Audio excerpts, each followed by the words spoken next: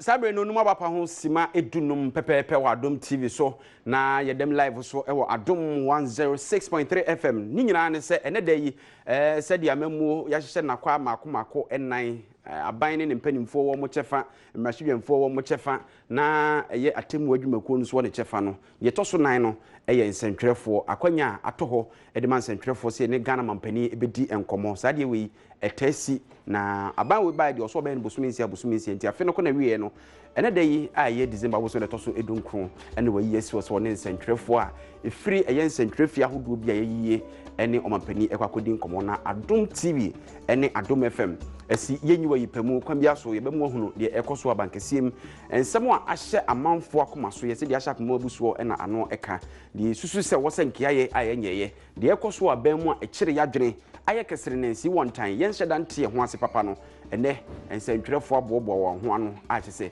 wokwa akogye ho ano ye Afri Ghana mampani nana adodan kwakufo ado ne mpanimfo ho sabre de mpanimfo ye krado wo eye Flagstaff House a kyese yehwe se komodie ni ade no ebehase multimedia adwumakuo ensentwerefo Free Joy News Adom TV Adom FM Asempa FM Hit FM Love FM ni Share FM nyina no aboa ye nsem ahodo ano de agifiri omanfo ho de tietie ye nkomo amudie ne ho keka ho ni nyina bidi nana se empofo je medi ho ntafre ho ewo hanom se ne medi na kasa no ekoso ewo eye Jubilee House eniti se de ebre eduru no ye bebo hwie na ye bekọ akọhwe na ansa ne ye bekọ no obeka ya omampani dada akofo abreso no frase se amamu de se de Abraham Lincoln ekaye no yeni omanfo no ye de omanfo no ana ye buso de ama amanfo no enkanka kemam kabi no nti se ekokoba se odofo na nyame ahu a enye yie ti ade obeye ne se bra no na ban anase ne dwumadi awudie ewo amamu no mu no obebie kwan ato se bibi na ekochewa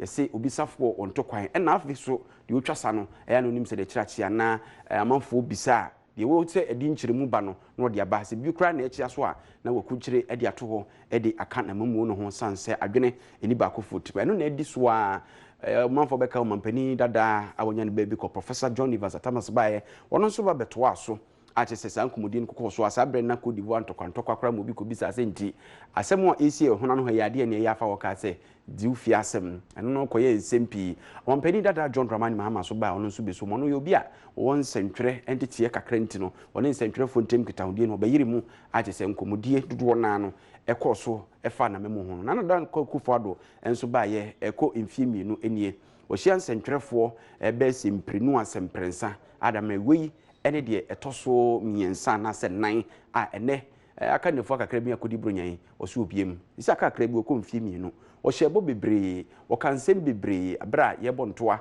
ana sempo ntoa bokoso na yebeto aba mfie mpenu du nsia no ye de akonya kese ne ma no de na watimi ayo na de enso kra na manfo su se wonyeye na de enso no mo ye ya wo mo anye ne ye we ne nkomodi a ene eba bedie nti panie kra na bi frato abankesi mu nkomo a yedie no a kwambi aso ye de beso midi edna na se yampofo je na ma woli so ne tameti de na production team no kese pa no ewo abankesi mu ye betwe ho na yakwakofa wo mo ye ba ye de yakabeto so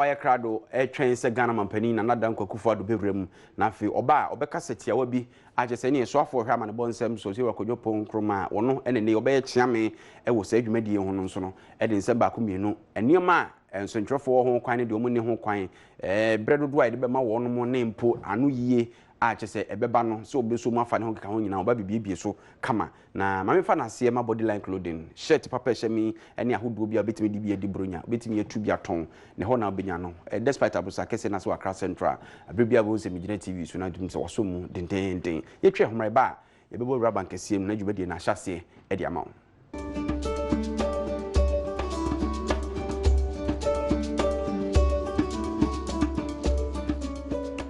Anunti yasaba biem sabre ameka say Ghana mampani na dan kwakufu ado enya abowura eye dankese a dwumadie soronko eye media encounter a chese president achirim se obebu nkonta afa ne dwumadie a wadi ho a sanse ne trim fine to zuzu se kira manko no ti se de ade ne tie no aboa sanse ofa de chiri obedwete de waye mu eno echi no nsentwefo abisa ne nsem odo se meka say so afo hwa mane bo nsem so munyamfo kwadwo opon kroma ofonse hayre bi mrahye bedwani wono ena wo bie dwumadi nano demo a wakasa yenko na fe yenko fa dwumadi ne ntoso. Start with some comments from His Excellency, and then as we've agreed in collaboration with the Ghana Journalists Association, we'll proceed to the question and answer segment. Please let's welcome the President with a round of applause.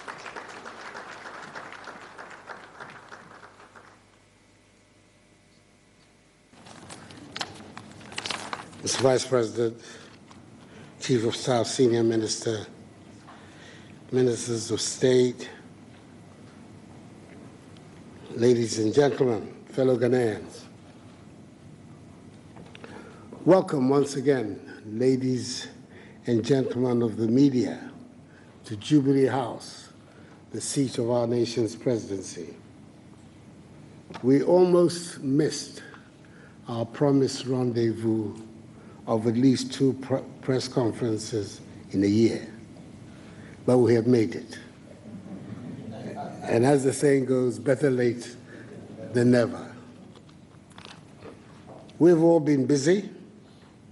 I know I've been busy, but not too busy to know that thanks to technology, you're all able to track my activities every day and often in real time.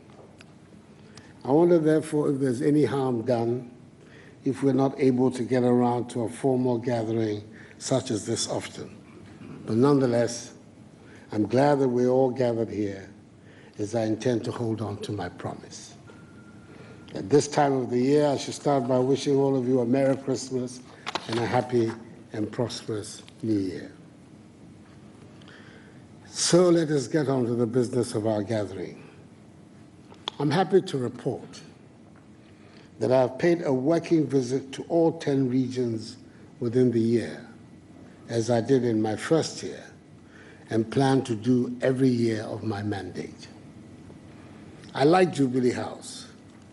I fought long and hard to get an office here, but I have to admit, it is always invigorating to go out and meet the people in their own communities. Nothing beats seeing and hearing things for yourself. For example, going around the country means that I know at first hand that many of our roads are in a bad state. But that is not a new discovery to me. The distressing deficit in our infrastructure has been a running sore for our country for ages, despite the invisible, unprecedented infrastructural developments of yesteryear. I know that we need to open up our country, build roads, bridges, airports, railways, and make it easier for the people and goods to move around. This infrastructure deficit poses the biggest challenge in trying to deal with our development needs. I'm glad to be able to report that we have started on a comprehensive program to tackle this problem. Ladies and gentlemen, we are resurrecting the railways. The existing narrow gauge network, which had almost disappeared, and led to a generation of young Ghanaians hardly knowing about railways, is coming alive. Rehabilitation work on the 56-kilometer narrow gauge line from Kujukrum to Takwa through Insuta is nearing completion. This will lead to the restoration of passenger rail services from Takwa to Takoradi for the first time since 2007. The freight service from the manganese mine at Insuta to Takoradi is in operation, and the ongoing rehabilitation has also led to a spectacular reduction in the number of derailments and incidents that occur on the line. When I went to see the works on the railway lines for myself, I was particularly touched by the enthusiasm of the workers. The Ghana Railway Company Limited, with its own workforce, started rehabilitation works on the 70.8-kilometer narrow gauge section of the Eastern Railway line from Accra to Nsawam and Accra to Tema. They did not have or need any foreign experts, so-called. They had the expertise, and those who did not were ready to learn, and they certainly had enough enthusiasm to carry them through. Rehabilitation of the Achimota to Tema section of the line is approximately 90% complete, and test runs have commenced. Work is ongoing on the Achimota to Accra Central section of the line and the Achimota to Nsawam section, and I've been assured that this will be completed before the end of the year. 10 existing passenger coaches have also been refurbished, ready to be pressed into action when commuter services reopen on this line. We're not only rehabilitating the old narrow gauge line. I'm happy to report that the procurement process is far advanced to develop a new standard gauge line for the Eastern Railway line and others to have a network that covers the whole country. A major difficulty, which could slow down the work of this exciting development, is the nuisance posed by encroachers. I want to take this opportunity to appeal again to all citizens to join in and be part of this exciting development and not place any hindrances in the path of bringing modern railways to our country. There is excitement and a lot of activity in the aviation sector, and it is good to note the entry of 2 new private airlines offering services along the domestic routes. We welcome the competition, as this is bringing down the prices for customers. Terminal 3 at Kotoka International Airport is open for business and attracting a lot of positive comments.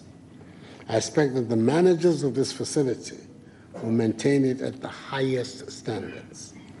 The airports at Ho and Wa are ready, and we await the commercial flights that have been promised. If the railways and aviation sectors are causing excitement, I can promise that there will be even greater excitement when work on repairing and building many roads around the country intensifies. Ladies and gentlemen, the Sino-Hydro project is about to take off. This $2 billion United States barter deal that we have negotiated with China should bring a dramatic and very welcome change to our infrastructure developments, especially in the road sector. The roads that are going to be tackled first under the facility have been enumerated, and they should make a great and immediate difference to the lives of many people. The first $650 million worth of projects has been approved by Parliament and are ready for execution. It is now up to our professionals who will be supervising and working on the projects to make sure that we get value for money.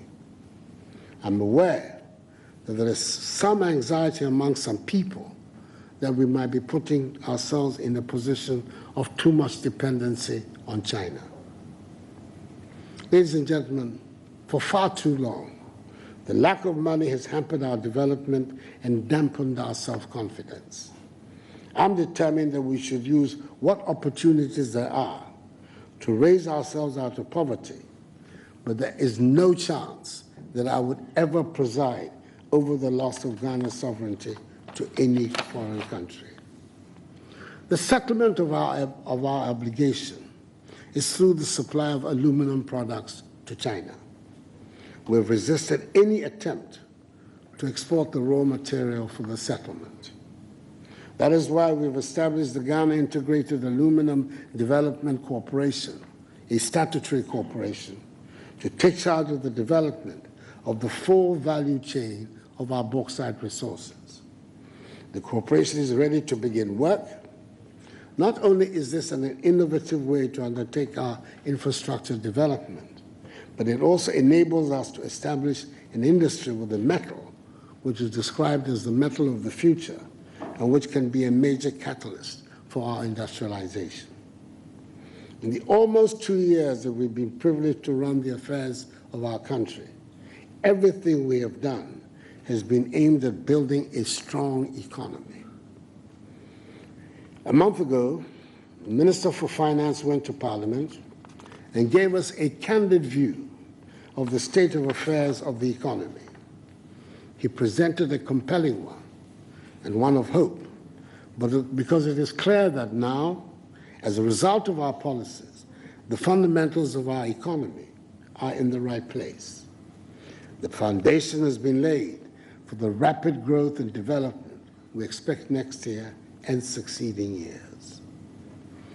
The 2019 budget focuses on 6 strategic pillars: entrepreneurship, infrastructure, industrialization, social intervention, agricultural modernization, and improving efficiency in revenue mobilization. Available data up to the end of September 2018 indicates that Ghana's economic health is in good shape. Headline and core inflation generally trended downwards in 2018. Headline inflation dropped to 9.3% in November 2018, down from the 11.8% in December 2017. In real terms, growth of credit to the private sector showed a strong recovery, registering a growth of 6.8% in September 2018, compared to a contraction of 2.3% in 2017. Interest rates eased downwards in line with the reduction in the monetary policy rate. The interbank weighted average lending rate declined to 4.7% to 16.3% between September 2017 and September 2018. Treasury securities also declined over the period. In other words, the fundamentals are all pointing in the right direction. Even though there is little doubt that salaries and wages continue to be low, an increase in income levels can only come about by the expansion and growth of the economy. And that is exactly what we're working to achieve. I'm confident that there will be welcome news on that front soon. It is also quite clear that when it comes to the expenditure pattern in our public finances, we're not doing that well. Public sector salaries and wages are still taking too large a share, a percentage of our public sector finances. And that is why there's never enough money left for us to finance all the things we need to do. Revenue mobilization is still inadequate. Not enough people are paying taxes or paying at the proper rate, and too much economic activity still takes place without any formal records.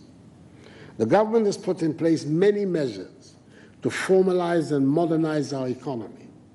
It is the fairest and fastest way to achieve what we all aspire to.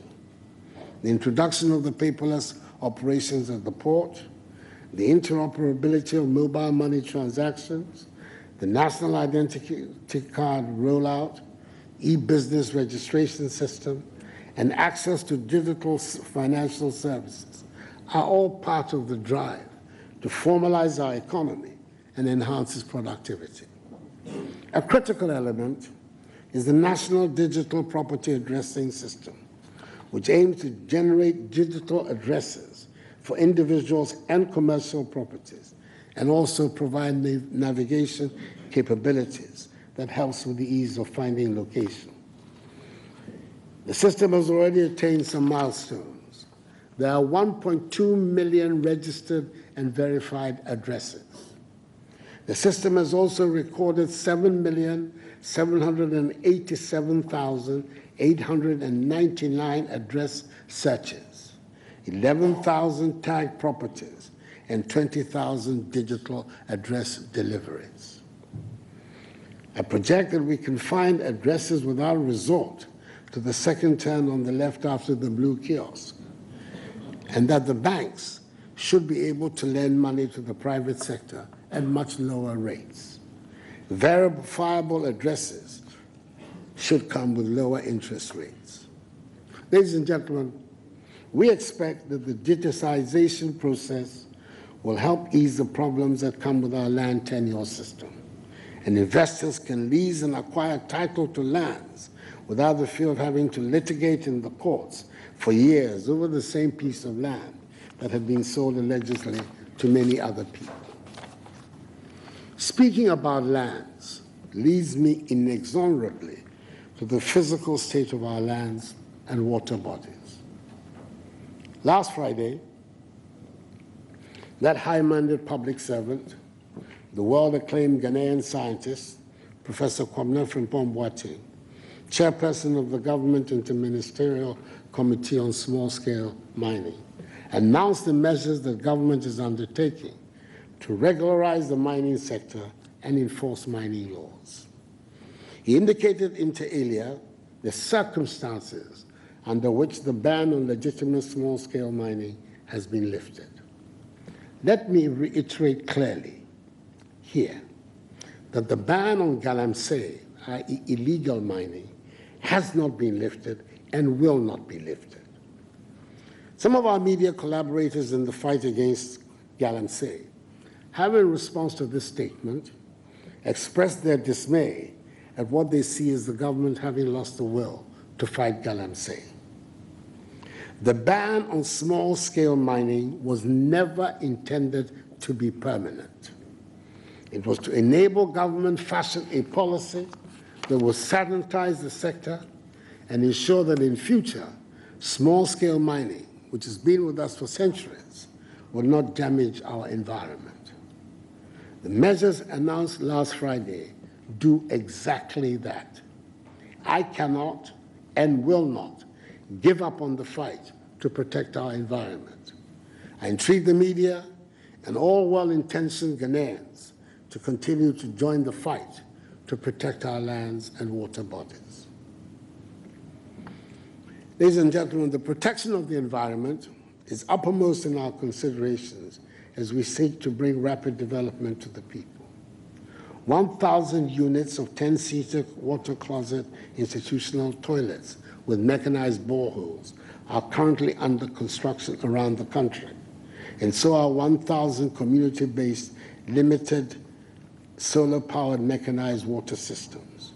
Each constituency is getting a minimum of 3 of these institutional toilets and water systems under the Special Development Initiatives and the Development Authorities. I notice that there's room for constituency priority infrastructure needs under which the constituencies pick what they identify as their priority need. I believe there's a lesson in there for all of us by simply taking a look at the diversity of priority needs: community centers, police posts, street lights, culverts, etc. The procurement process will enable every constituency to get 1 ambulance each in the early part of next year. This will not solve the ambulance problem immediately, but it certainly shows more commitment to finding a solution than we've ever seen. Lots of things are happening in the health sector, including the fact that this government has paid up the 1.2 billion arrears we inherited and brought the operations of the NHIS back to life. We're also in the process of launching the world's largest and most advanced medical drone delivery network. The 4 distribution centers from where the drones will be operating will stock 148 life-saving and essential medical supplies, and not only blood. The drone delivery service will save lives, decrease wastage in the system, guarantee health access for more than 14 million people nationwide, and employ over 200 Ghanaians. This program is not going to be run on the public budget. Corporate social responsibility contributors from private sector's players will pay for the service. I prefer drones flying to deliver essential medicines to our people than an investment in guinea fowls that allegedly fly off to Burkina Faso without any trace. In all we do, we want to ensure that health officials are well-trained, reasonably content with their conditions, and able to practice their professions so we can all have the confidence to entrust our lives into their hands. The prosperity we seek for our people can only be attained when our people are healthy. Ladies and gentlemen, for the first time in many years, there's an abundance of food. And I noticed the prices of foodstuffs are low, and in some cases, there's a glut. We're currently exporting plantain to some of our neighbors. Quite a turnaround from when I was lamenting 2 years ago that we were importing plantains from Côte d'Ivoire. We also did not import a single grain of maize this year. It is not often we have such good news, and it must mean that if you invest in agriculture, you get results. Planting for food and jobs is working, and I look forward to rice joining the list of foodstuffs we're no longer importing. I also look forward to meat and fish becoming abundant under the Rearing for Food and Jobs program, and our farmers being rich and satisfied with their lot in life. I encourage all of us to look on farming as the serious business that it is. Radical measures are being taken to establish a solid infrastructure for our agriculture. The imminent availability of significant numbers of tractors and the enhancement of agricultural mechanization centers, the construction of 80 warehouses this year for the storage of surplus food, the revival of the National Food and Buffer Stock Company, and the recent establishment of the Commodities Exchange. All these are being done to modernize and transform Ghanaian agriculture to serve as a major growth pole for the economy. Despite the dramatic decline in the world market prices for cocoa, we maintain the producer price paid to farmers as a sign of our commitment to them. We are on course to realizing the 1 million ton mark for our cocoa production and seeing to the increasing domestic processing of the product. Our alliance with Côte d'Ivoire to change the dynamics of the global cocoa industry is also on course to enable us, the producers, and obtain an increasing share of the industry's value chain. It is good news for our farmers. One of the highlights of my year was sitting through a morning of what we call the presidential pitch, where young people who had been trained to turn their entrepreneurial ideas into businesses made presentations. I felt pleased and happy that the future was bright for our country. The entrepreneurial spirit is growing among the youth, and that has to be good. It is also being manifested in the fact that we're paying greater attention to technical and vocational subjects in schools and training institutions, and encouraging those who want to pursue such trades and professions.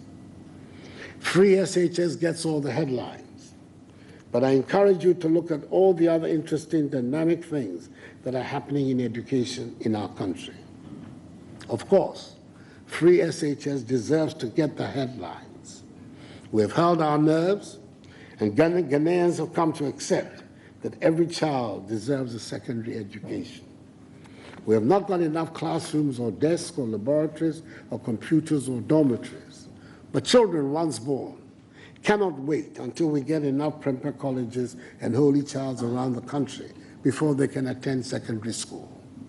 In addressing this issues, government with ingenuity and innovation has, through the Ghana Education Trust Fund, secured a $1.5 billion US facility to help develop infrastructure in our schools. Parliamentary approval has been obtained, and the first tranche of this facility will be used to build more classroom blocks and dormitories in our schools, to give our schools appropriate facilities to meet the demands of the 21st century. And so we are on double track. And we're building the classrooms and laboratories and gradually turning the once deprived schools into well-equipped ones. We find that paying attention to the proper management of schools means we're getting better results. The area to show the results really would be when school is over and we see the quality of products that emerge.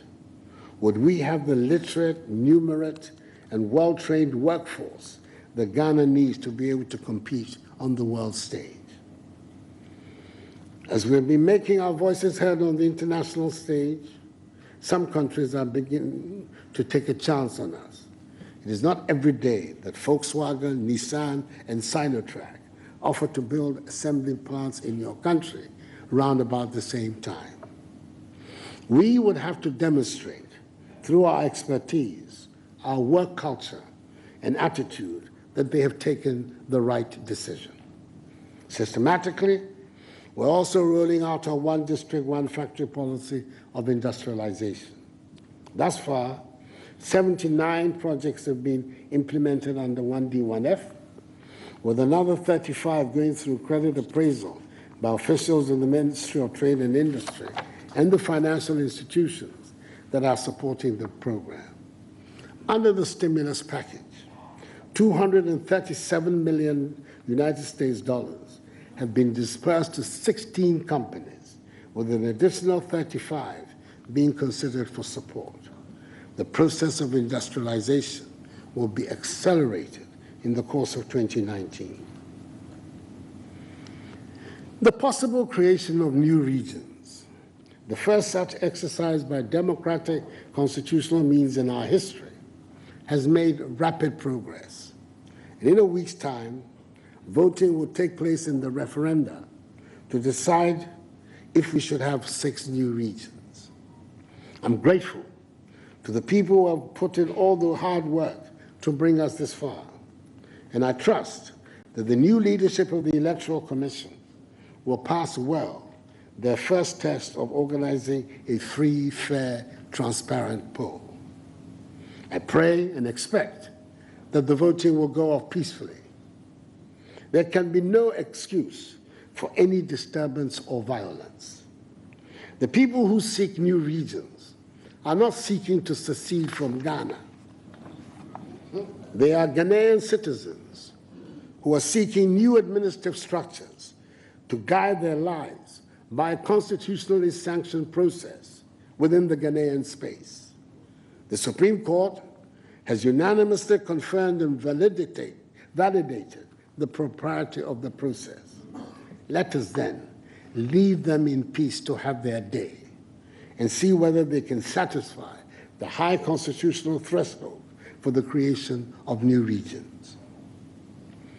It is, of course, during times like these that we all realize what a great debt of gratitude we owe to our security services. As the policemen at a roadblock tend to say, when you come across them in the night on your way home from an outing, they're being beaten by mosquitoes so we can be safe.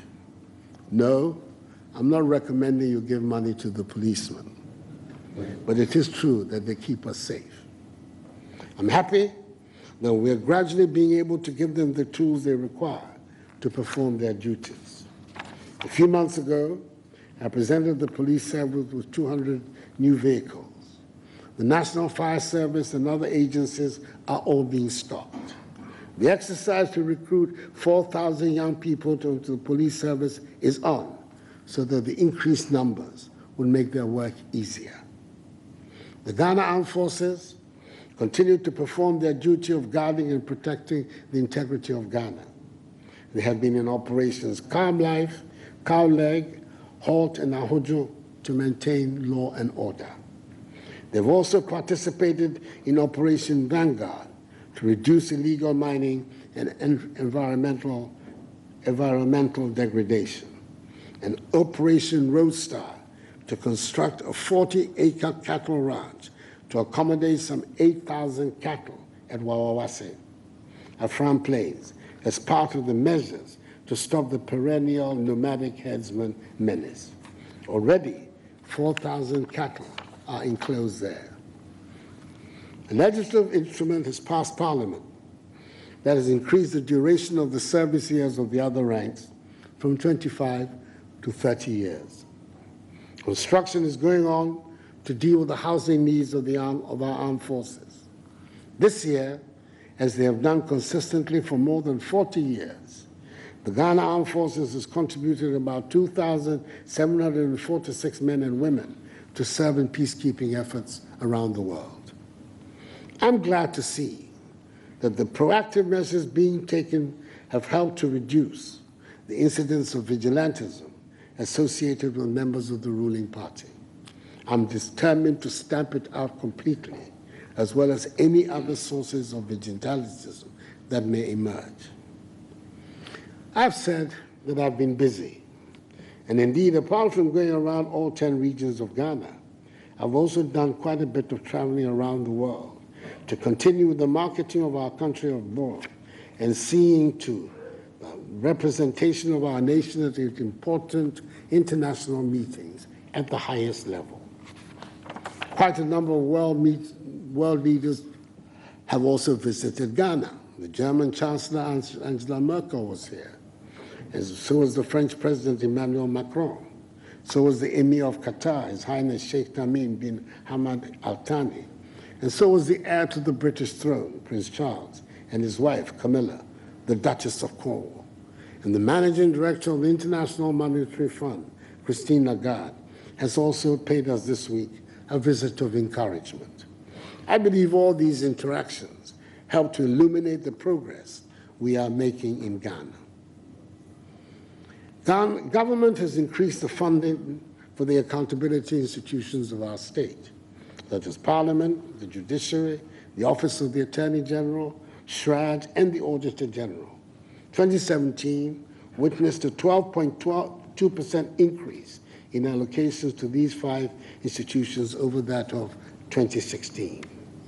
The financial endowment for the establishment of the Office of Special Prosecutor has also been made.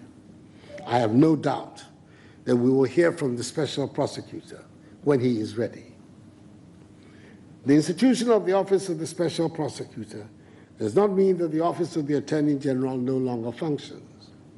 Indeed, the prosecutions the Office has initiated in the last year and a half, the Republic versus Stephen Opuni, Seydou Agongo, and Agricult Limited, the Republic versus Ernest Thompson and others, and the Republic versus Bafuboni and others, involved the alleged willful loss or theft in the period of the last government of some 556 million cedis. This past year, the Office of the Attorney General has also been busy vigorously defending the state in many civil cases and has won so many cases for government. I suspect the word has gone out that the government of Ghana is no longer the soft touch she was reputed to be. Every case brought against the government will be vigorously defended, and the days of easy judgment deaths are over. Ladies and gentlemen, we inherited a financial system that was under a considerable state of distress, with banks that were known to be insolvent as far back as 2015, and banks that had been licensed without the requisite capital.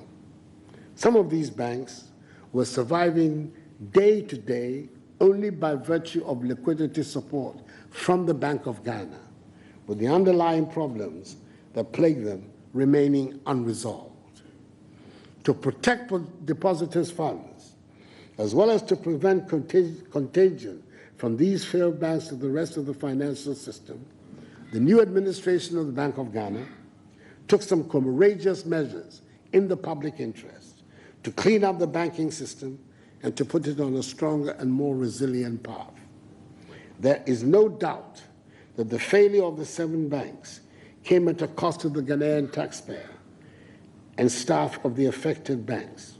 However, the decisions taken by the Bank of Ghana and the financial support government provided through the establishment and funding of Consolidated Bank Ghana Limited ensured that deposits of more than 1.5 million customers with deposit values of over 10 billion cedis and about 70% of the 5,000 jobs in the affected banks were saved.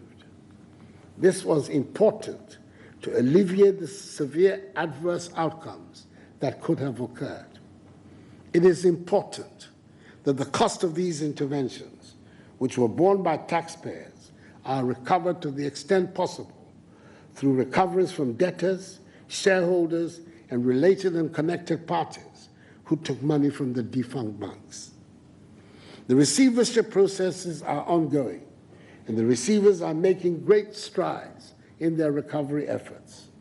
Amounts in excess of 400 million cedis have so far been recovered by the receivers of the two banks closed last year. The government has set up a special investigations team to undertake criminal investigations into the failures of all 7 banks for possible prosecutions by the relevant state agencies. No one found complicit will be spared. The Bank of Ghana is conducting its own internal investigations into the conduct of its officials, past and present, that could have facilitated wrongdoing at these banks. At the same time, the recapitalization efforts by banks have been very successful so far, with about 22 banks already meeting the new minimum capital requirement of 400 million cedis, well in advance of the 31st December deadline. The 22 banks that have met the new requirement include a good number of indigenous banks. A few others are in the final stages of meeting this requirement. I'm confident that at the end of the exercise, we will have a stronger, more resilient banking sector with a strong indigenous presence, well positioned to finance the next phase of our agenda of economic growth. The interest of major oil companies in Ghana has become dramatic. Today, oil companies such as the American giant ExxonMobil and the Norwegian conglomerate Aker have signed petroleum exploration agreements with Ghana. Through the launch of the Ghana Oil and Gas Licensing Rounds 2018, the bidding processes for the allocation of new petroleum rights to prospective investors, the first such exercise in our history. Other global players, such as BP, Canuck Group, and Total, have expressed interest in coming to Ghana. We anticipate, as a result, an increase in crude oil production from the current 200,000 barrels per day to 500,000 barrels per day in the medium term and to 1 million barrels per day in the long term. The Ghana National Petroleum Company, on its part, is conducting a geochemical analysis and will soon start a 2-dimensional seismic survey over the northern and southern sectors of the Volta-Eam Basin. Successful results of this survey will pave the way for exploration and drilling activities to begin. This year is an important one in the economic history of Ghana. We are about to exit at the end of the year from our 17th IMF program since we joined the institution. We're doing so on a good note and expect that the 2 remaining reviews in January and April next year will be completed successfully. The presence here earlier this week of Madame Christine Lagarde, the managing director of the IMF, who expressed clearly her support of the current management of the economy, is in this regard a good omen.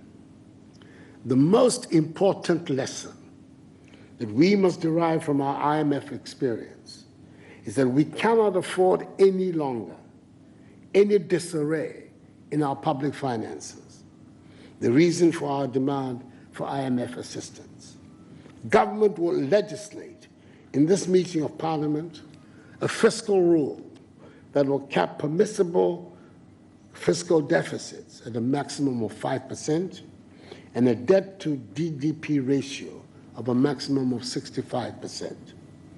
It is my intention to anchor the implementation of this fiscal rule that will provide stability to our economy by establishing a presidential advisory fiscal council composed of eminent Ghanaian economists who will provide independent advice to the president on how to comply with the fiscal rule. We have everything to gain from discipline in the management of our public finances. It is the foundation for sustainable, rapid growth of the economy. As you can see, ladies and gentlemen of the media, a great deal of work is being done in so many areas so that we can turn our back on our recent era of failure and set our country on the path of sustainable, rapid development and growth. I'm excited about the prospects of Ghana, and I invite you to share in this excitement, which will see the Black Star shining brightly again. I thank you very much for your attention.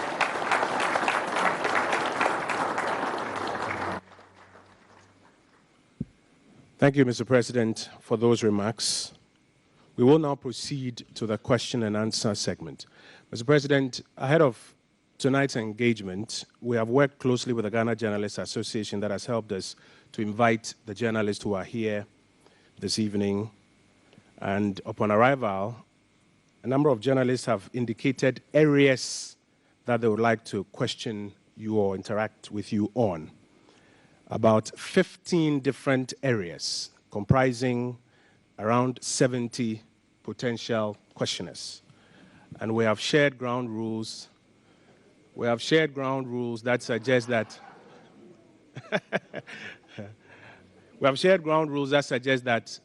an individual gets to ask a question as quickly as possible so that you can also have an opportunity to respond.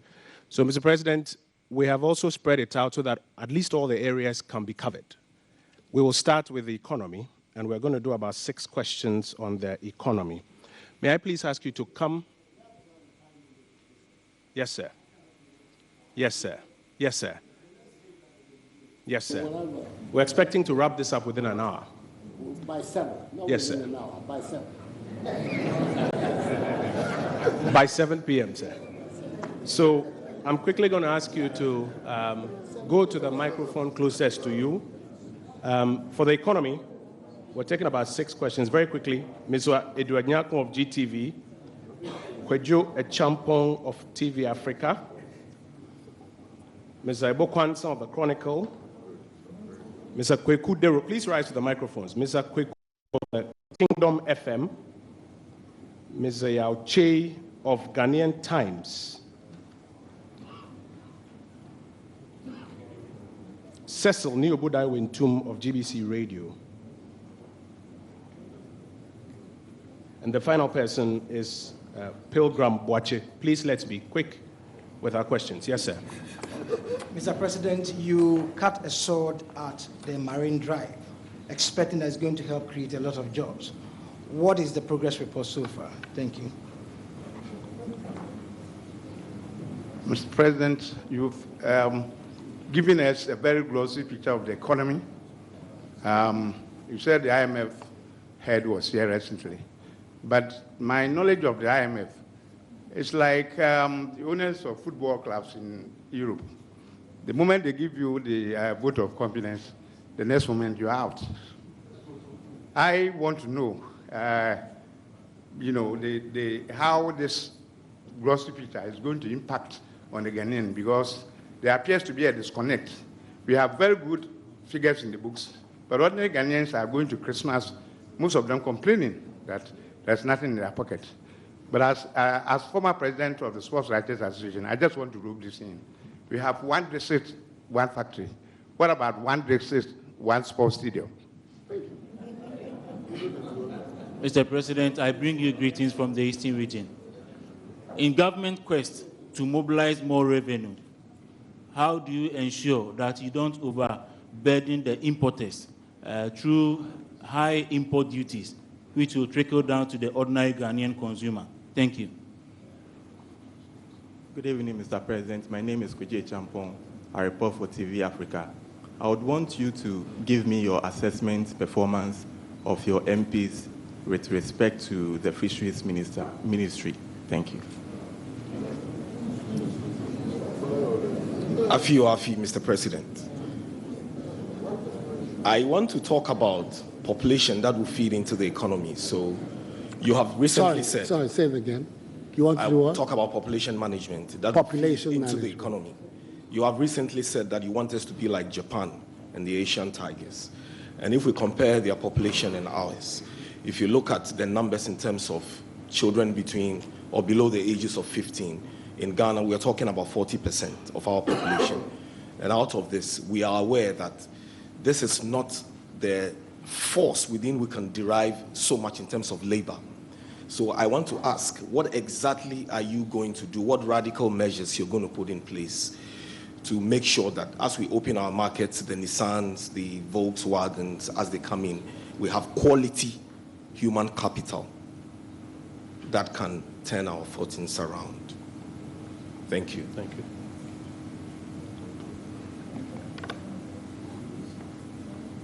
Good evening.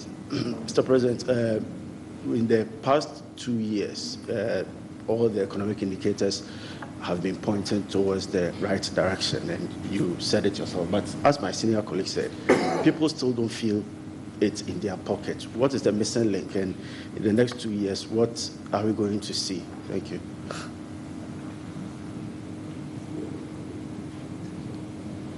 So, Marine Drive. Marine Drive is a huge development that is being envisaged. And since the time of the sword cutting, efforts have been made to secure the basic agreements that will be able to finance the project.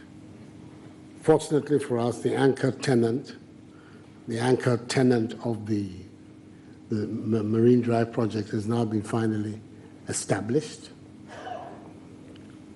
The exercise of drawing the plans and the architect surveys, all of that is still ongoing. And the time frame within which the completion of the project is being contemplated is something in the area of 3 years. But the process has begun. And I believe that the Ministry of Culture, Arts and Tourism, who is the lead governmental figure on it, is very much in the middle of monitoring the development and the progress. But developments of that nature are not things that happen overnight. It's a huge, even if you see even the artist's impression of the final thing, it's a major reconstruction of Accra that is going to take place on that side. It'll happen, fortunately, because, once again, this famous word that some people, I think, find irksome. The fundamentals of our economy are the ones that will attract investors. They know that your economy is stable. They bring their money in today. When they're taking their money out in 5 years, 6, 7 years, is more or less the same amount of money. That will encourage them to put it in. They bring their money in today, and they can see that within a year or two, that money is going to diminish and shrink because you don't have any discipline in the way in which you run an economy. They won't bring the money in the first place. So we shouldn't snare at this fundamentals of the economy. All the economies, the Asian economies, that have been the lead in the 20th century for transforming themselves from underdevelopment to development, that was the key factor that they never forgot. The need for stability in their economy, the need for discipline over there. You look at the history of Japan, look at the history of Korea, all of them. They were very, very, and they still are up till today, extremely strict about insisting on discipline in the management of their public finances. Because when that goes to pieces, like we have seen, what rushed us to the IMF? What took us to the IMF in 2015? A complete breakdown in the management of our public finances. We can't afford those again. So it is not just language. It is about the development of our economy. And I want that to be very clear. I've been accused of putting a glossy picture. I don't think giving the facts about what's happening in your economy is necessarily putting a glossy picture. I don't accept that description of the word at all. If the figures are wrong, tell me. Yes, because that's what you have to do. Say, no, but these things that you're saying is not true. You don't have such percent this, you don't have such percent that, you don't have such percent that. The mere fact, because that is the way you engage when you're talking about economic argument. The figures I'm putting out are coated, they're sugar-coated, they're not true. Well, not that they're glossy. I don't paint it any glossy. I have too much respect for the people of Ghana to put glossy pictures before them. I paint for them the truth. I said I recognize the salaries and wages in our country are still too low. I said so openly. And that should tell you that I'm not talking glossy, I'm talking reality. Today, the household budget, the average household budget, is facing a declining rate of inflation. Inflation is the biggest enemy of poor people. The inflation rate in Ghana is going down all the time. We are lucky at this period too. Fuel prices are going down. Electricity prices have gone down significantly. All of these key indices, food prices, in the budget of the average household, it's gone down significantly. People are no longer paying secondary school fees for their children. All of these are the things that are also taking place in this cry of there's no money in people's pockets. I think if most people stood back and saw their pockets, they would see that there's far more money in their pockets now than there has been for a very long time. The disconnect, clearly, putting the economy on a strong footing,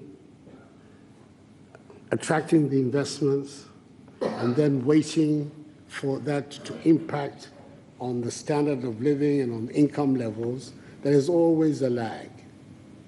There's no economy in the world which sees that transition to be immediate.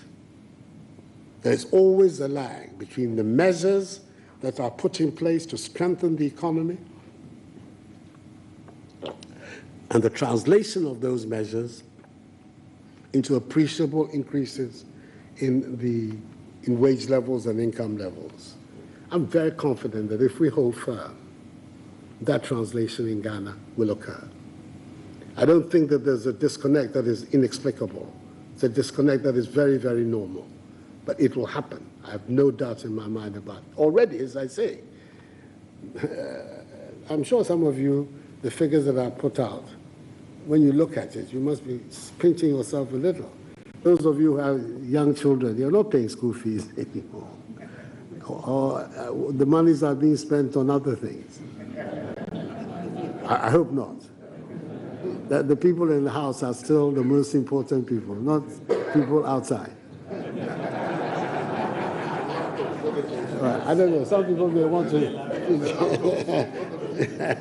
Is that it? Yeah. No. So, as I say, these are facts. They are not imagination on my part.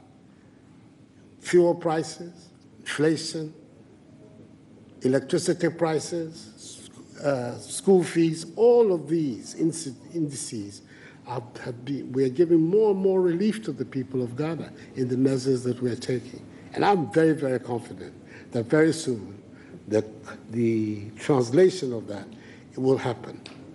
There are high import duties. There's a major debate going on inside our government right now about what attitude we're going to take on the issue of duties. There's a strong lobby that is saying that we should go, for instance, in the level of Hong Kong, Singapore, Dubai, almost no import duties, everything comes in, but you generate a lot of business. That argument is being made. The traditional argument that is also being made that we maintain the duty system. I'm hoping that very, very soon, the final result of that debate inside the government will be known to the Ghanaian people and where we go. But yes, I think that a high import duty system is a disincentive to economic activities, a disincentive to the purchasing power of ordinary people, and that there's therefore a clear need for every government to be very sensitive to it. I'm very sensitive to it. And as I say, a time is going to come very soon when the result of this debate inside the government will be announced. The performance of the fisheries minister. I think that was not kind to the lady. It was not kind to the lady. I think she's been doing a yeoman's job. It's a difficult area. I think fishermen, together with lawyers, are some of the most conservative people in the world. And getting them to change their attitudes and their habits is not easy. And we have somebody who's extremely passionate about wanting to preserve the marine stocks of our country and at the same time buy into this whole idea of clean fish, decent fish, wholesome fish, rejecting dirty fish and all of that. So the impression is given that she's at loggerheads with the fishing people, but there are many, many in that community. And one of the advantages of this ability to leave these premises and go out to meet people is that I hear. And there are many, many different views being expressed in the fishing community. But I'm satisfied about her enthusiasm, her courage, and her determination. Because those are important qualities if you want to bring about any serious reform. If you're going along with and playing to the gallery all the time to be popular, you never get anything done. But if you have the courage of your convictions, you know what it is that you want to see. And I think all of us have an interest in making sure that the marine resources of our country are preserved, not just for us, but for the generation of people that are following us. I think that really many of you should admire Our Lady. Population management. Yes, I'm a very strong admirer of the Japanese model. But we are at different stages of our development, and as it were, at different points in time. The Japanese population is declining. There are 120 million today. They're anticipating that by 2050 there will be 80 million. And going further, of course, people are not having children in Japan. It's virtually zero. I think it's something like 0.7 per woman. That's where they are. But we are 3%. In 60 years, when I was a boy growing up, at the time of independence, we were 6 million in Ghana.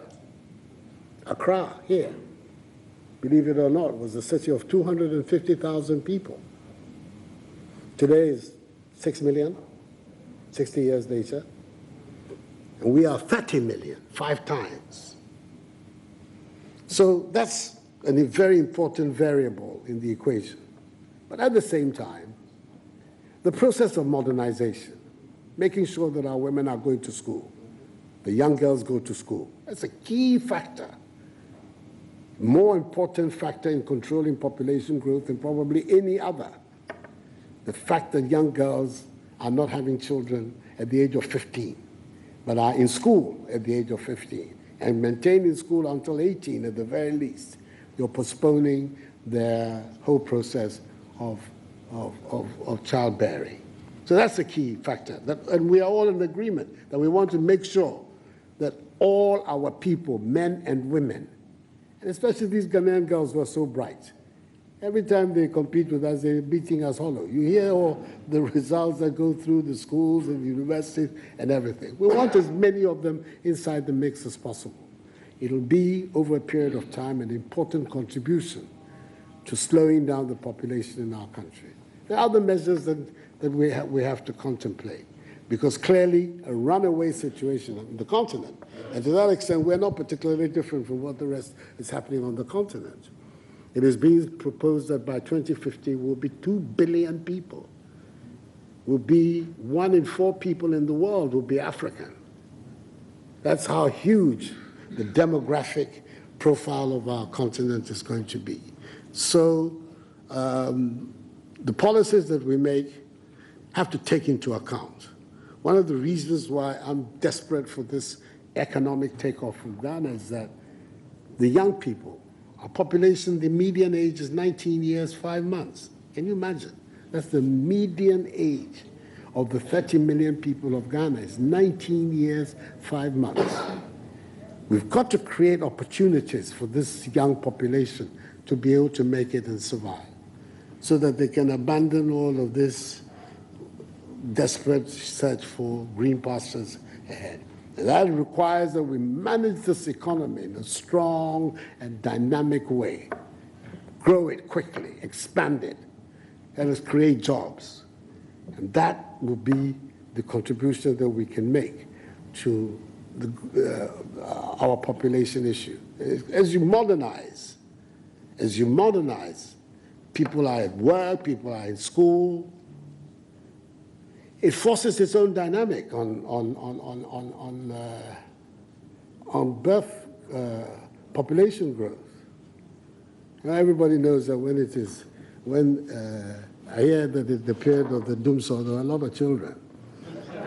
Because at the end of the day and night, we're all twiddling our thumbs, not having too much to do. So the obvious things is what then comes up into play. But if we are in gainful employment and all of us are working hard, I think that we will find a way of bringing down the population. I think the money in their pocket thing, I've answered it. It was just the start of this question. So. Thank you, sir. We will move to the next set of questions. Oh, one district, one stadium. Hey.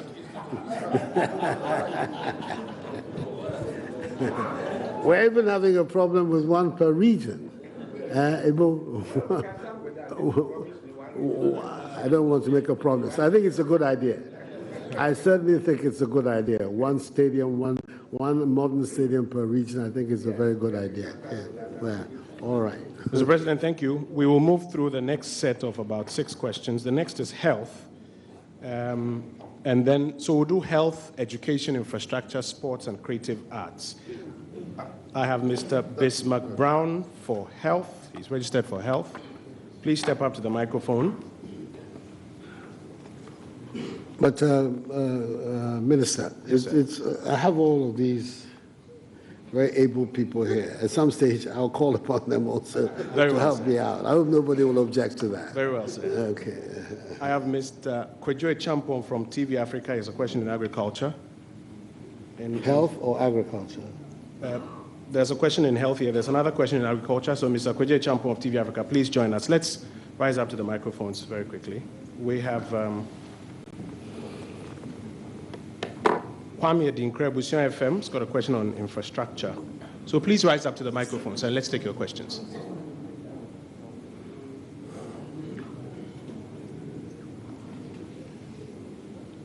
Yes, please proceed.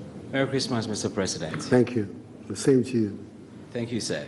Mr. President, on the 19th of April 2015, a delegation from the Ministry of Health traveled to Michigan in the United States. And they were led by the Director of Policy, Planning, Monitoring, and Evaluation of the Ministry, Dr. Afisa Zakaria. On their return, Dr. Zakaria filed this report I have in my hand. The main purpose of this trip was to visit some facilities in Michigan and also raise and solicit support for Ghana or for Ghana's preparedness and response to Ebola. They were hoping to galvanize support to build 10 regional infectious disease centers, rebuild a central medical stores facility in Tema, replenishment of medical supplies for the distribution center that was lost to the fire disaster, distribution of medical supplies, and also familiarize themselves with some proposals and some facilities there. In fact, Dr. Zakaria secured the buy-in of the Michigan Aerospace Manufacturers Association, and they agreed in principle to build 10 regional infectious disease centers, build and replenish a central medical store for the Ministry of Health, provide 2 ambulances for each of the 10 hospitals, and 2 helicopters. Mr. President, in that report, Dr. Zakaria also indicated that the Michigan Aerospace, I'm sorry, if I don't build this background, my question will be very meaningless. Mr. President, my question is this. You spoke about medical drones doing supplies. I am very much aware that on the 24th of August 2017, a group from the Michigan Aerospace Manufacturers Association met with you. I want to understand the status of this proposal and also what is the difference between the current drone agreement we have from this very one. Thank you, sir. Mr. Dinkra, and then Mr. Utieje, you have a question listed for sports. Please step up very quickly, sir. That's right. Good evening, Mr. President. Mr. President, I want to find out progress on the construction of a national theater for Ashanti region, for that matter, Kumasi. As we're about to celebrate Christmas, sometimes we don't have a befitting area to organizing events. So I want to know a progress report on your commitment to build a befitting national theater in Kumasi. Thank you, Mr. President. My question relates to the number 12 video that brought Ghana football to a standstill.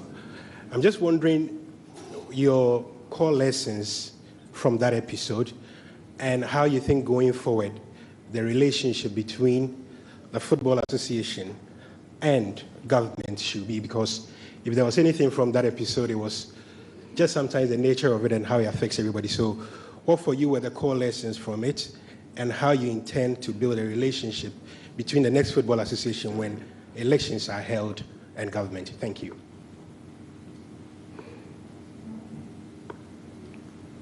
Is that it? Yes, sir. I have a major problem and liability in answering the first question. I'm not familiar with the document that you read out to me. Its contents, where's the yes. I'm not familiar with its contents. This is the first time I'm hearing it. I didn't know that such a large policy had been evolved in the past government. I have no idea about any of the things that you're saying. And these people, when they came to see me, did not refer to that at all. Yeah, so it's difficult for me to even evaluate in terms of what is being done now and what you have in your hand. No problem, no problem. All right. But is it still alive? Is the whole project still alive?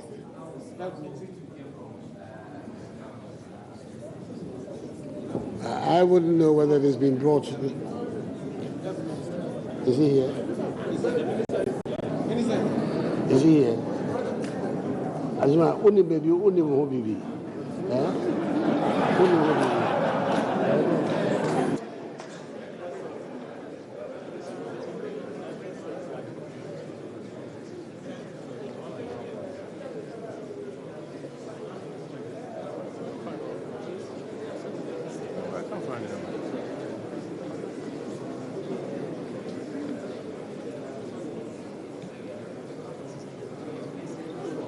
You're lucky.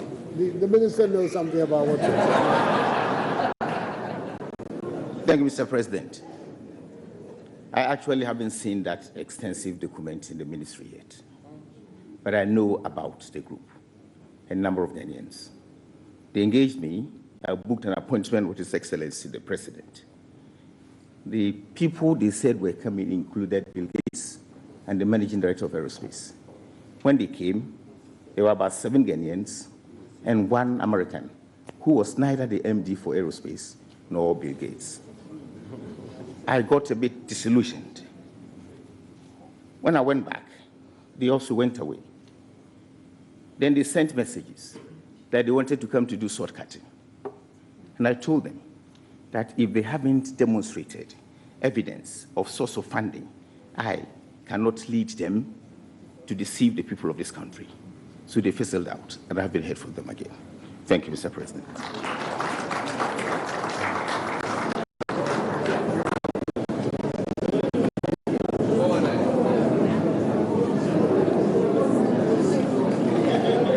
Well, sometimes, you have to be careful what you ask for. Anyway, some information has been given to you. Not at all. Not at all. All right. The progress of the National Theatre in Kumasi. Unfortunately, Catherine Afiku is not here for me to find, but we'll get you an answer. We'll get you an answer. I think that the fundamental arrangement that there is in the administration of football, which FIFA has implemented and adhered to all these years is still the right one, which is that essentially football should be the responsibility of football people. And that as much as possible, governments should keep out of the administration of football.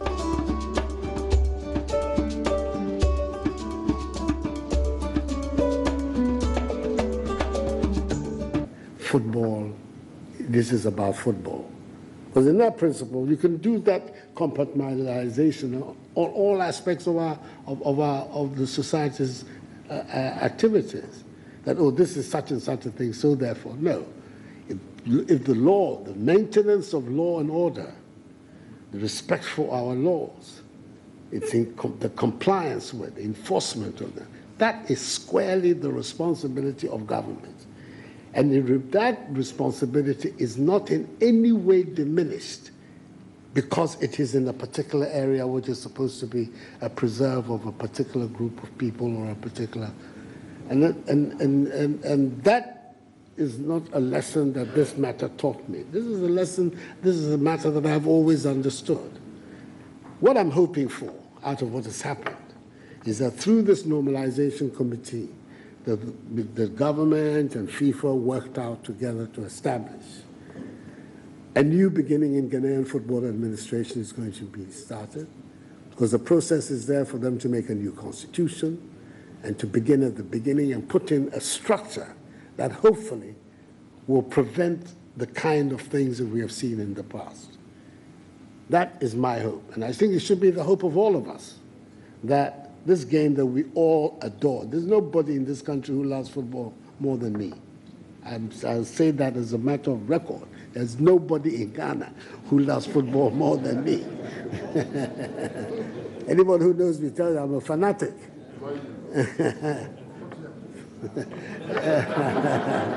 So, but what the picture that was brought to us was not a picture that was encouraging. Something had to be done about it. And it had to be done under the responsibility of government for the maintenance of law and order in our country. And I think that remains constant.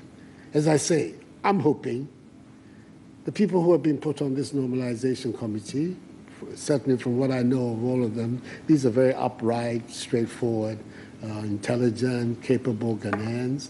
I think that they're going to lead the process of a more sane football administration, making rules that will be more transparent in the way things are done, and trying to balance the various interests that there are in football. The interests of we, the spectators and audience, the interests of those who put money in football, the interests of the administrators, the interests of the players, the clubs, it's a whole bundle of things. We have to be able to find a way of linking them together. I'm hoping that it has happened elsewhere. We're watching on television other leagues operating. Every now and then, even they give rise to scandals. When those scandals occur, they're dealt with. FIFA itself. Only a few years ago, we had the issues of Blatter, the others who ran FIFA, and were chastised and sanctioned by courts of law. So the basic premise on which FIFA runs world football, I don't quarrel with it. But at the same time, I think that this residual authority in the state to make sure that everybody in it complies with its rules, its regulations, its culture of due process must continue to be upheld.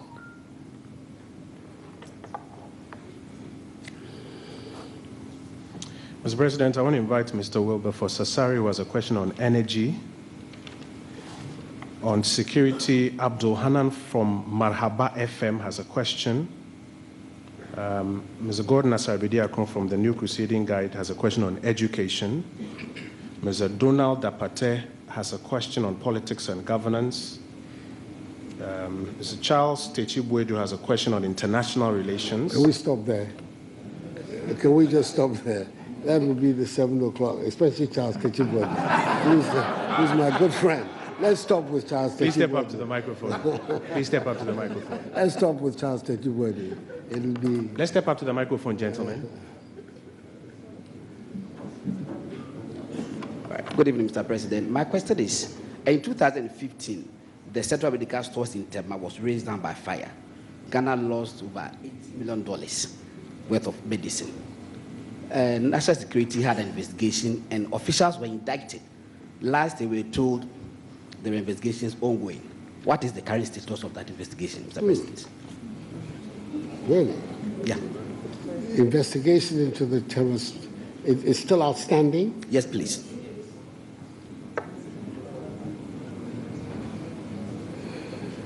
Yes, Mr. President, there was a report on it from National Security. Into the fire? Yes, please. What was the suspicion, that it was arson? It was an arson, yes. It was arson, Yes. deliberately It was done. concluded that it was an arson, and the officials were named. But they have not been convicted? No, please. So prosecution hasn't started. So it is alleged, not concluded? Concluded by National Security, but not alleged. Yes. Even them, it can only be an allegation. I defer to you, sir. Yeah, but I don't know whether, Mr. Minister, you know about this. Health. Health. Yes, you do. All right, fair enough. Thank you, Mr. President. Thank you. Thank you. Mr. President, I bring you greetings from the good people in the Zongo community. My name is Abdul Hanan. I work with Marapa Media Limited, just a stone throw from your official Nima residence. Mr. President, my question has to do with cyber security in areas like the Zongo community and the Zongo Development Fund itself. Mr. President, we all know what is happening regarding cybersecurity involving our young men in this country. And then the Zongo Development also came up. In the Zongo Development Fund, we understand that we are supposed to have community policing. But what we understand is that the Zongo Development Ministry has actually undertaken 51 projects in 41 Zongo communities in this country at a cost of some 50 million Ghana cedis. 1.5. Yeah, 1.5. 1.5. So, Mr. President, I'd like to hear from you what these projects are, because from what we know, currently is only the AstroTurf projects that are going around in some of the Zongo communities across the country. So I want to find out from you with regards to the community policing in the Zongo communities and the fact that we also have issues of cybercrime in the Zongo community and the country at large. Thank you. Mr. President, my question has changed from energy to decentralization. We do know that when you were campaigning in 2016, you talked about the fact that district chief executives were going to be elected. Howbeit, the provision in the 1992 Constitution, which says in Article 243 that there shall be a district chief executive from every region who shall be appointed by the president. I want to know, I know some work has been going on with the issue about this election. I want to know where it is right now and what's the way forward with this issue about decentralization.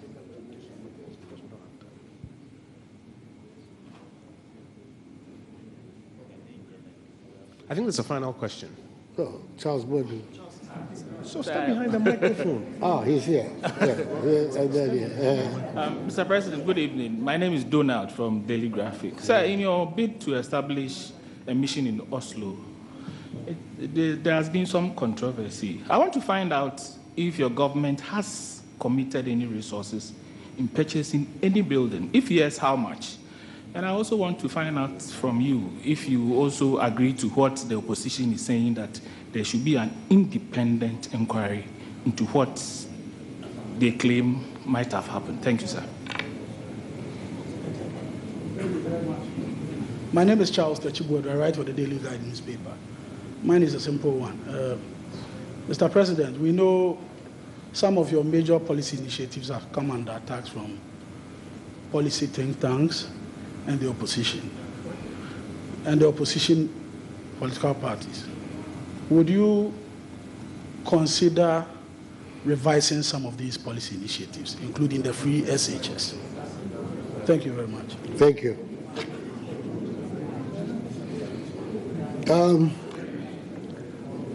I think that those areas where I need help, I'll bring the ministers to answer, and then I'll do the ones that I can do myself. For instance, the Tema one, I completely lost that. So I'll get the ministers to come.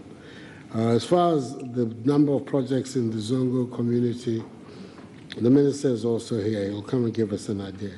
But the cybersecurity, yes. I was astonished to hear, in fact, I think it was today, the statement that in the world, our ranking as far as cybercrime is concerned is so high that we're the 5th in the world for the commission of cyber crimes. That's a really serious matter. So I'll get the minister to come and deal with it. And the Oslo matter. Is the foreign minister here?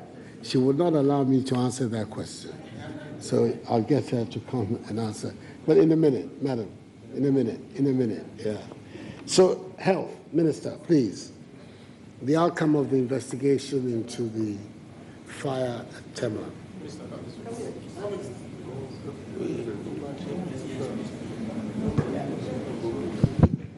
Mustafa.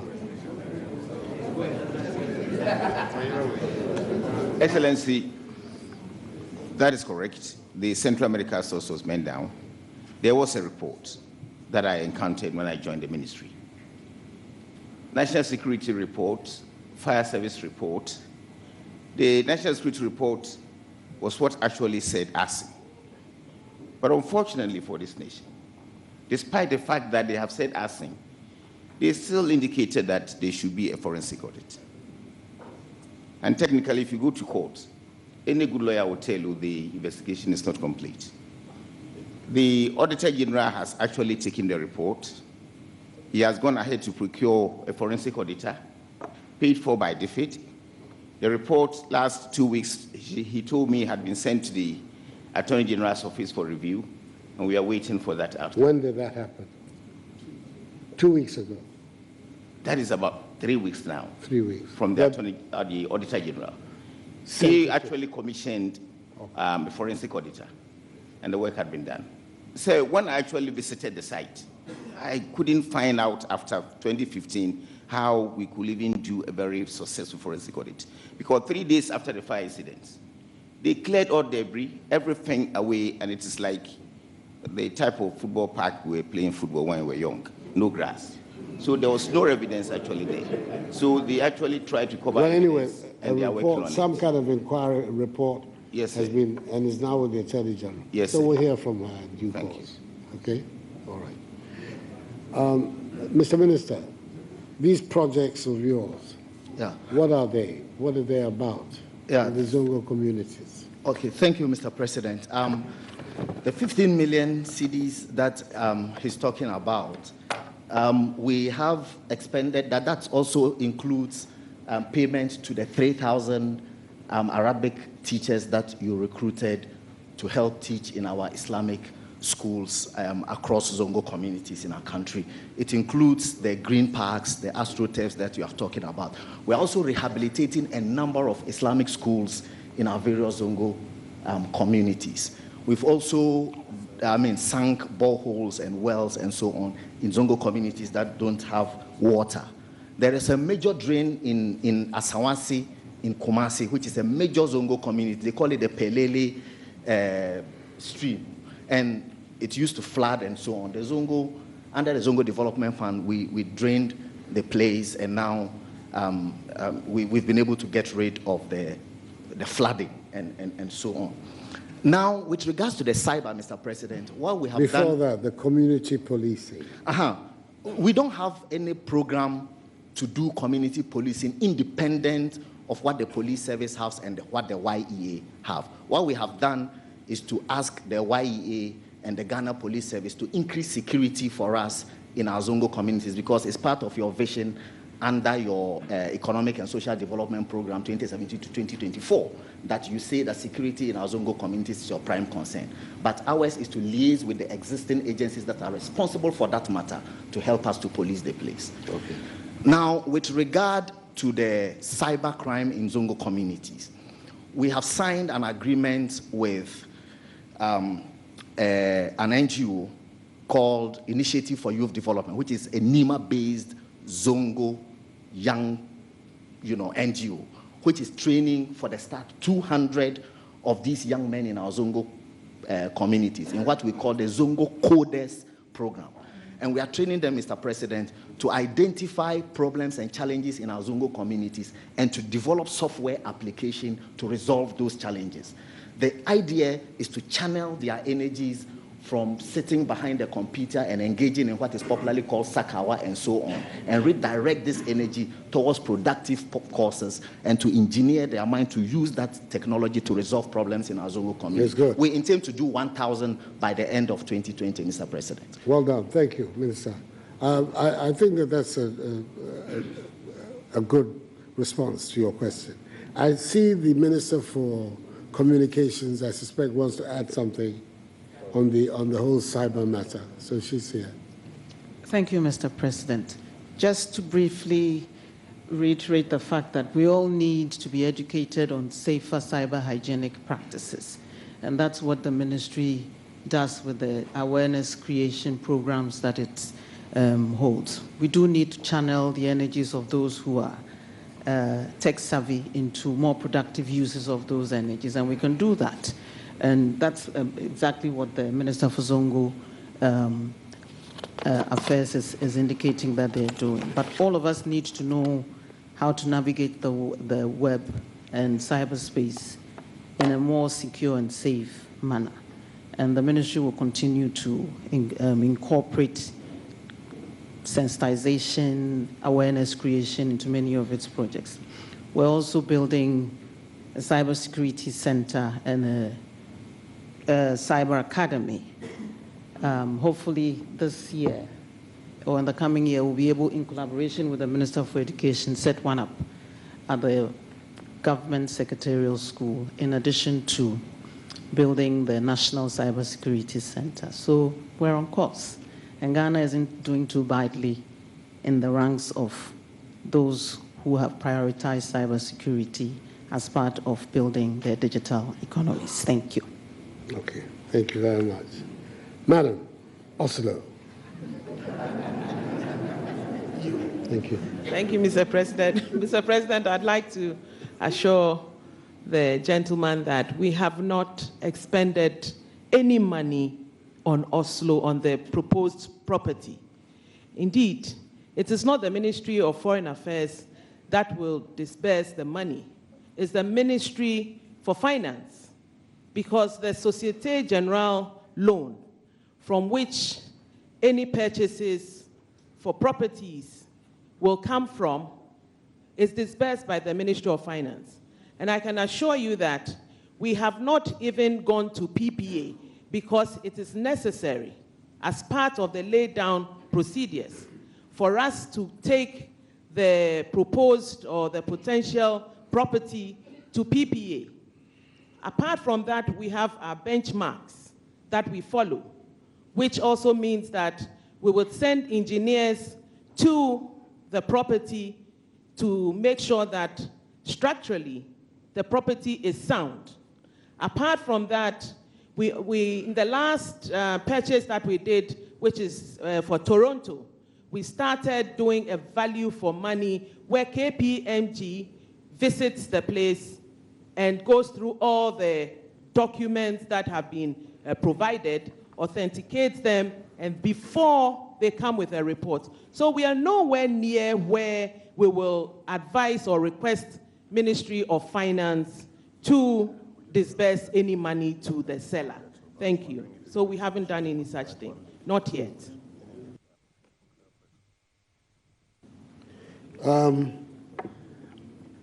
The business of independent inquiries. If you will see, since we came, so many allegations are thrown against transactions, against personalities of this government, a lot of the time on the flimsiest of evidence. Here is an allegation being made, I believe, on the floor of Parliament, minority spokesperson on Foreign Affairs, Parliament, about a transaction that has not even taken place. And yet, a serious accusation of misappropriation, mishandling of public funds is made on a transaction that has not taken place. Assuming for the sake of argument that the transaction had taken place, and then you were to make the allegation, oh, you paid so much, you've inflated. I can understand. But this is a transaction that has not taken place. How then do you begin to make statements about corruption, misappropriation? And then on the basis of this bare allegation, without more, I will then say, let us have an independent inquiry. My government will never recover. We will spend all our time at inquiries, because it clearly is the pattern of the opposition to throw these accusations in the air. When they're debunked, we don't hear anything about it. We just move to the next allegation. That's what we have seen. These allegations are made, they're found to be empty.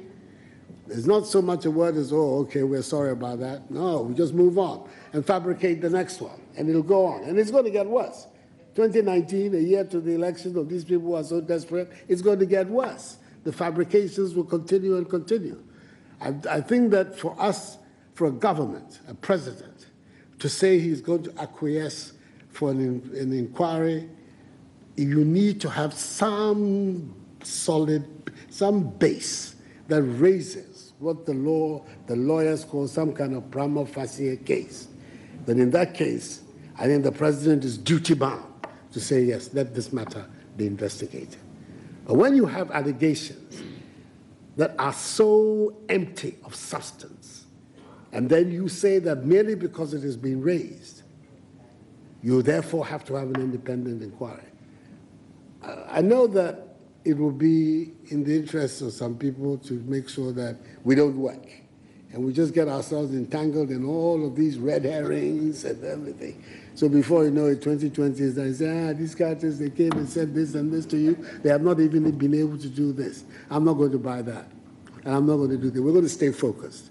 Somebody comes and brings a serious allegation that is worth investigating, I am the first to accept it. I've done it already in my government. I'll do it again, but not on things like this. The election of DCEs, a program has been put. We have a problem about taking the whole hog of party political contests into local government. I believe that is where now the vast majority of us want it to go. And we don't just want to have an election, but we want to have an election in which it is also on a party basis at the local level. There's an article of the Constitution, Article 55, which is an entrenched clause of the Constitution, which prohibits the sponsorship of elections to local government office on the basis of partisan or party political affiliation. So that has to be removed before we can have the elections that all of us are contemplating. And I felt that when you're looking at costs and convenience and everything, the local government elections that are coming this year, we will tag the referendum onto it. Already we're having a referendum this year in a week's time on these regions. Next year we're due to have district assembly elections. My own feeling is that, and this referendum is limited to the 6 regions, but the referendum over Article 55 is a national one, just as the elections for district assembly elections is a national one. That it will make more sense, it will be less costly to the taxpayer if the referendum to decide whether or not we want party politics in local government goes along with the district assembly elections. And then if the answer is yes, the clause is amended, and then from then onwards, we'll be able to have the district assembly, district chief executives being elected on a partisan basis. So that is very much on course. I believe the Minister for Local Government has actually publicly made the statement that I'm making now, that there will be a referendum. She has even begun the process in Parliament. The bill for the amendment of the Constitution is before the Parliament now. The first reading is.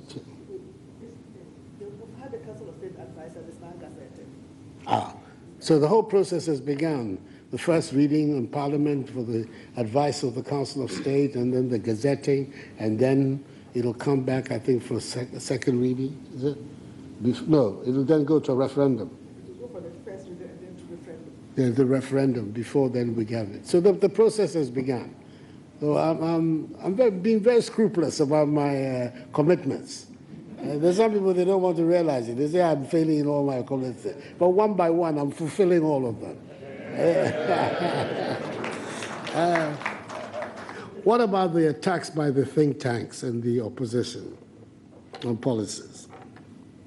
Is that right?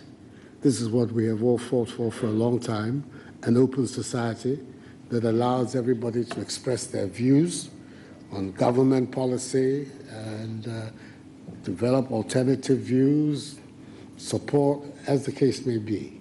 But one thing that is becoming clear to me is that it seems that every step that we want to take to modernize our society, to initiate the process of transformation, is met with resistance by our opponents. Digitization, paperless ports, national ID card, of course, free senior high school education. All of these steps that are being taken to take our country into the 21st century are being resisted by the opposition. I know some people have a vested interest in backwardness, in keeping people ignorant and backward, because they can then manipulate them easier. The Ghanaian people and myself were both in a hurry to get to the 21st century, and we're going to go and go and go and go. So, as far as I'm concerned, these matters, these are policies that are the subject of attack. They're right. The think tanks and whatever, many of the think tanks too, many of the bombs they throw turn out to be very damp squads. At the end of the day, they have very little substance to them. They're right. I'll be the first to say that it is their right to open their mouth and say what they want. But they're not going to deter me. They're not going to deter this administration from continuing the path of bringing modern instruments of governance, attitudes towards governance, and bringing the economic initiatives that will take Ghana to be a full and active member of this 21st century. It is time that we made this collective effort to go forward. Our country, we have a history that really should condemn us, what has happened, some recent generations. This is the first country. The 19th century already, people were going to school in Ghana at a time when virtually the entire continent of Africa, there were no schools. We were the first to initiate the movements for freedom. The Southern and Eastern Africans are caught in the web of the sequestration of their lands by the colonial power. At the end of the 19th century, Saba, Case the Hayford, and Say, and J.P. Brown, and all these people got together in Cape Coast, roused the people of Ghana to resist any attempt to take over our lands. They succeeded. That is the history from which we come. That in the 20s and 30s, nationalist movements were taking place in West Africa, all of them being inspired by events in our country. In 1947, when the United Gold Coast Convention was launched, it was the first nationalist movement that was launched in the whole of sub-Saharan Africa. So this is our history. Then in 1957, the icing on the cake, Kwame Nkrumah raised the flag of our country as the first nation to get freedom. We have a huge history, and we have a responsibility to ourselves and to that history to move this country to the 21st century. That is, for me, the linchpin and the anchor of everything that I'm doing. Nothing is going to divert me from that path. We'll go ahead and we'll succeed. Thank you. Thank you so much for coming. Thank you.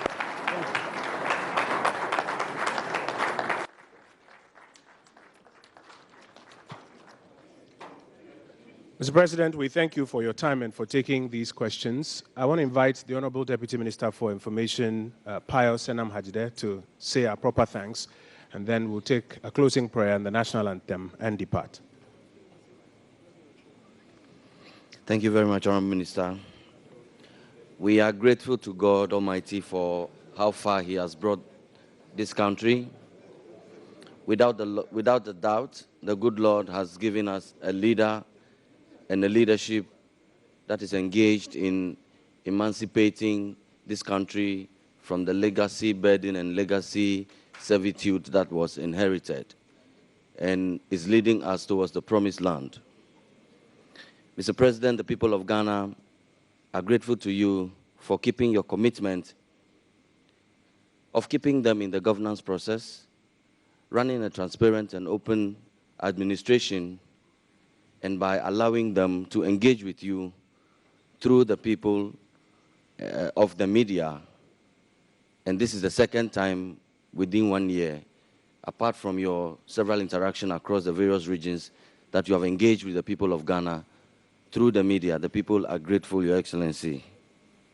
Your Excellency, the Vice President, the Chief of Staff, the Senior Minister and Ministers, we are grateful to you for taking time of your very, very busy schedules to join us this evening as His Excellency once again demonstrates that he is a man of the people and he wants to govern and lead from the front, and that he is prepared to account to the people on all the marvelous things that are happening in this country.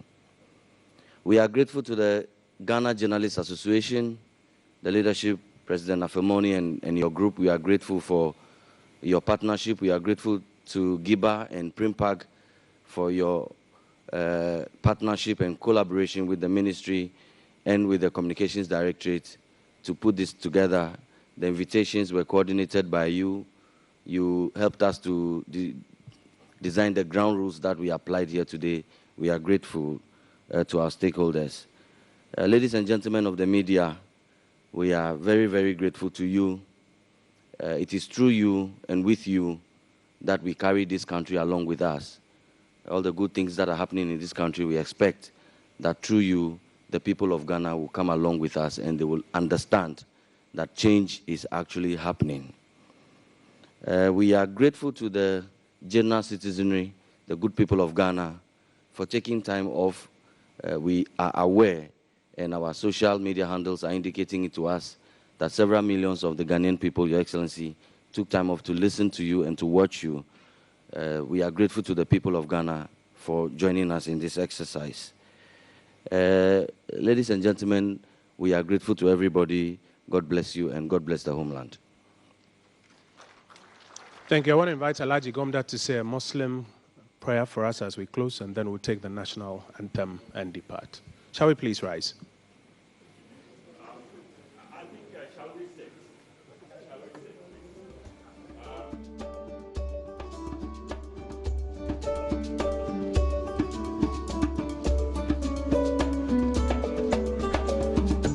Yasa moadwo ebiemu na unim se enkomodie no abawiye se de se obo se panie kwa ne bi frato ebema wo ate no fa se don hwere bako pepepe ebremu na Ghana mampani ne nsantwerefo adi enkomo amanfo ani age se ase improvement e broni beka no abem Kenya kakra abem ewo enkomodie mampani ene eye nsantwerefo edi enum kane no behra na atmosphere ni aya na tensed kakra ban so ne no na aye kind of relaxed nemmom ebre no ene bi no susu se isuadodo. Is it the case say Ministry of Information and share omampani ne time eyie na arrangement ne commitment na omo ede bre ne ko share ho ana se omampani na kasa na epe breketo bi se be ya obunya ni tradidim na ensam dodo na entimi enkone so ochiame amwako dakwa ewo menchen ibenya to wase eye mpensim ba ko mienu miensa bi ansana yeje mu kra na yetwe homreba edidi akabeto so.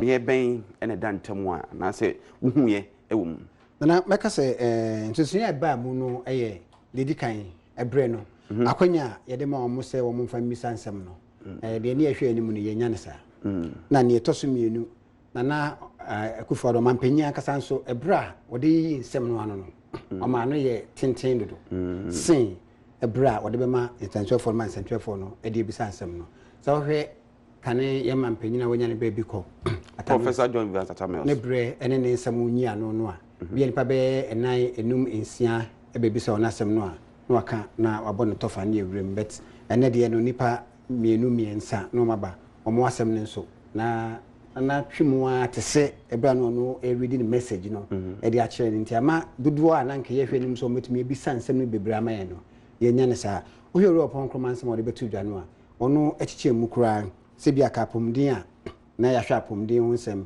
ebi a kwadwuma ne ahwɛ kwadwuma ho nsɛm nwumasua ne ahwɛ nwumasua ho nsɛm bebi bebre wɔ hɔ a yentumi anka ho asɛm pene nti me ma fam de wo de we to kane de no ho a anko yie papa anhyɛda anko yie ama yɛnhwɛ nsemisa na enya akwanya wura mu anase enya akwanya kɔ mampani anim nsemisa no yɛnhwɛ kane na nipa bi su sɛ yɛkoduro mampani anim a sɛ nusura abɔdwe sa sɛ nipa ani ɛbɔ pani anim pɛ na yamoa ti asɛm na yɛkɔ akɔbisa no ebu ana no popo ebu ana toto papa so ebu oso ade obebisa ne nsuo bi anhyɛ danim ɛnɛ nsemisa kakra na enya akwan wura mu no wo ne sɛ na ɔmo nya akwan bisa nsɛm no de nsɛm ɔmo de to fam ne no ne nyinaa yɛ ne de ba ko pɛ ɛna na yɛ madwene mu na kakra de ko bisa ɔmampanyini sɛ de ohu na soafoɔ mɔden bɔ ohu na soafoɔ mɔden bɔ na afei mahyebejafoɔ mɔden bɔ no ɛho na yɛ assessment bi wɔ hɔ a mpempie no ɛyɛ na yɛ nhyɛda anyim free ɔno mampanyini no hɔ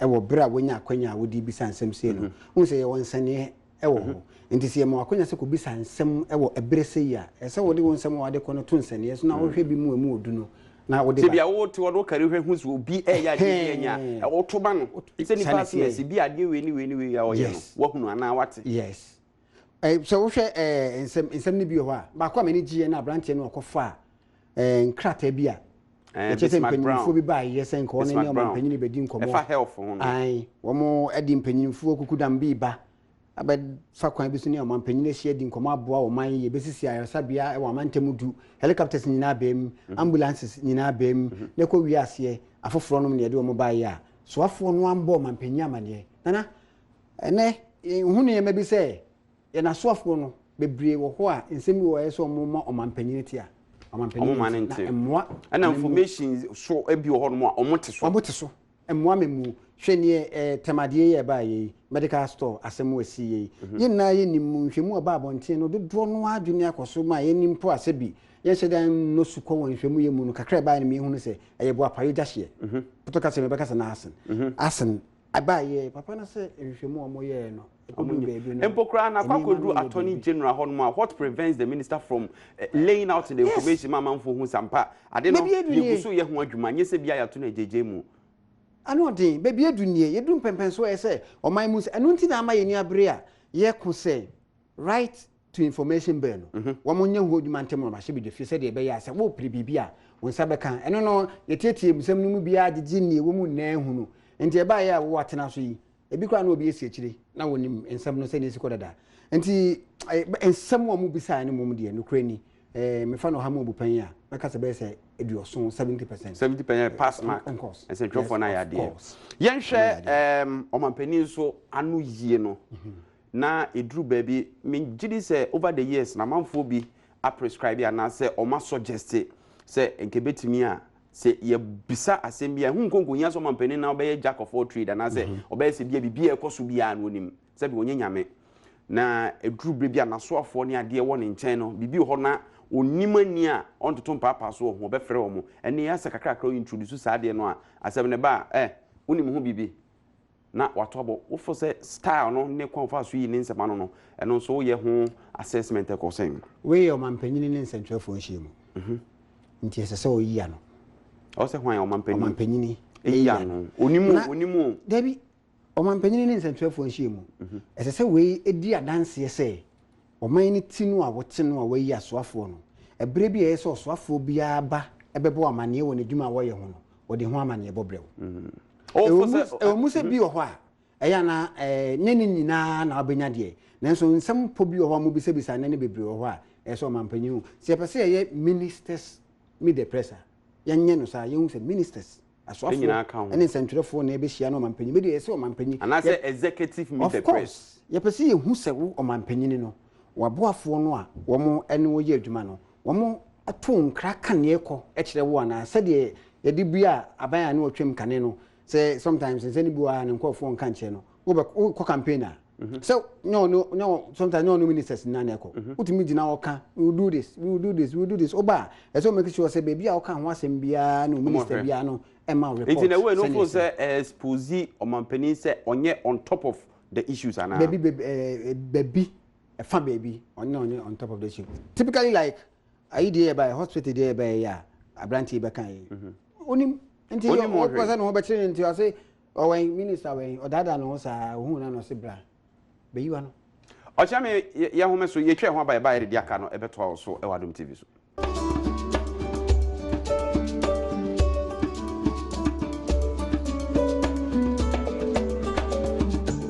yasa babiem na yento aso na yemfa ensi enkomodie no nyame adom efiri wo chena ekọ badwam mo ne edwumadi aka kasebo no bebre mpanifo no nsemo wo si bisa omo de yenya kwanya misa no omtwe mu tan bepe kwa bi afa so na yebisa ochame ma yenwie yemfa yano ensi enti ena edwumadi ni nyina se de na nsantwefo questions wo ma ne be 70% edwumadi ni nyina wo kabo mu a o rate ni say mema ne be 60 because of time no onche mo dusia 60% because of time because me sectors kra na honorable minister of information ko jo pon ko makra abo so say beji questions if on nya ni nyina na ba 10% kra nti I say ye ni brea adenti na say ye pray ho strategy dia omampani epese adende de wakase wo say eba so nti emra so nemum ye mane nchene some questions o hwe na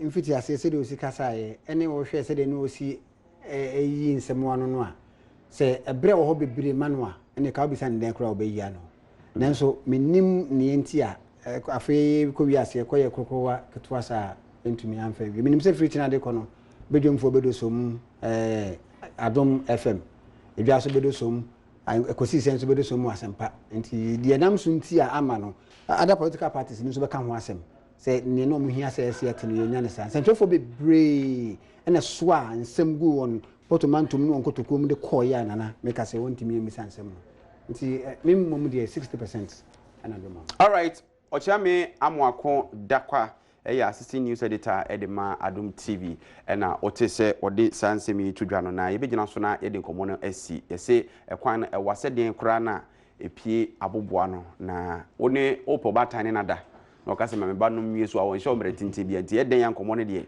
yakase bedi midi nda na so yampofo gema woli na boy chidom crew no so dodo na ho interviews ni ade o mo yede aba free ochina ekono yede beto